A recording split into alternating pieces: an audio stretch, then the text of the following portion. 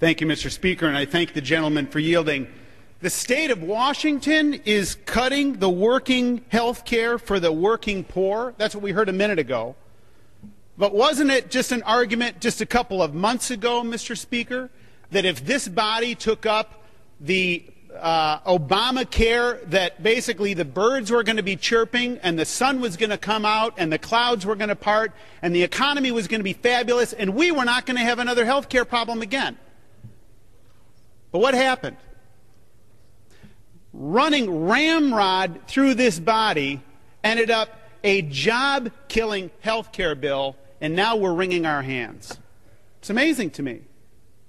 Back when I was in the Illinois General Assembly, Mr. Speaker, I used to practice law, and there was one time when I was approaching, I filed a motion at a courthouse, and I approached a judge, and he knew that I was a legislator, and with a twinkle in his eye, he said, "Well, Mr. Roskam, let's see how you voted on the judicial pay raise." And he kind of looked underneath his blotter. He was teasing me. And I quickly said, "Well, Your Honor, I voted no, but I hoped yes." And he thought about that for a second, and he said, "Motion granted." Now, I hope today there's a whole lot of showbiz going on here. Because I hope today, Mr. Speaker, what's happening is that there's a lot of people who say they're voting no that aren't really voting no.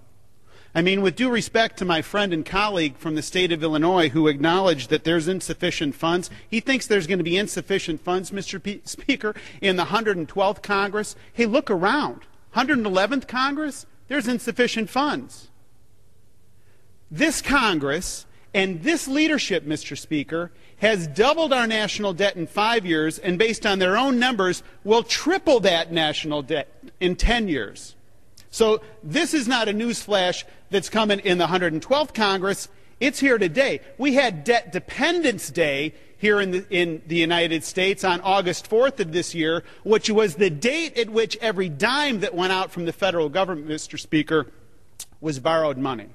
So let's not act as if this is a new issue. This is not a new issue. Here's the issue that's before us.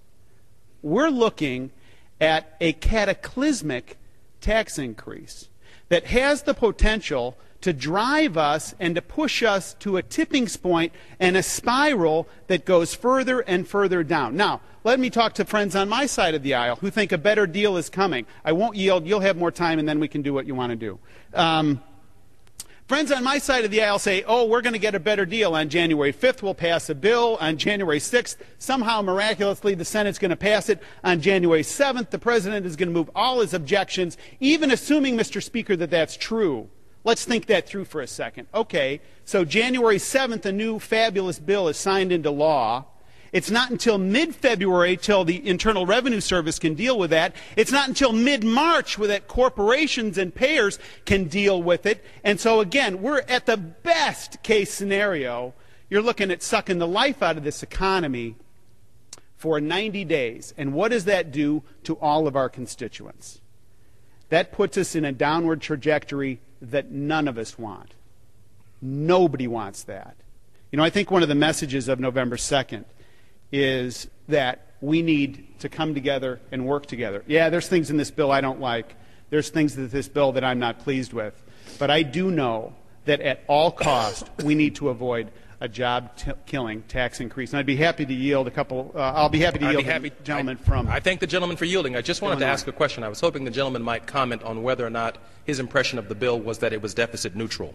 The gentleman has spoken about the deficit in the past. I wanted to know if you want to comment on that. Reclaiming my time. Yeah, clearly it's not deficit neutral. Clearly it does add to the deficit, which is why I said that that is not completely satisfactory. So Mr. Ryan, as ranking member and incoming chairman of the Budget Committee, has indicated what his intentions are.